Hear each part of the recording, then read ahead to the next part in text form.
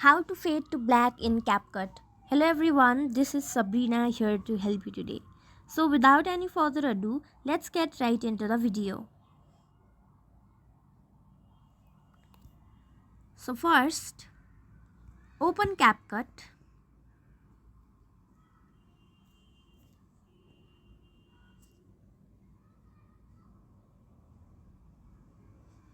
Then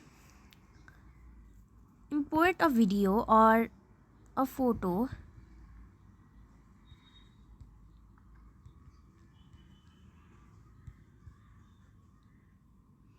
Let me add a photo and then show you how to fade it into black.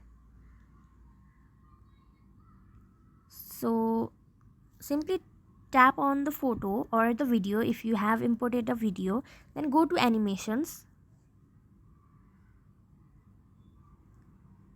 and go to out and simply select fade out, and as you can see, it has now been fading to black.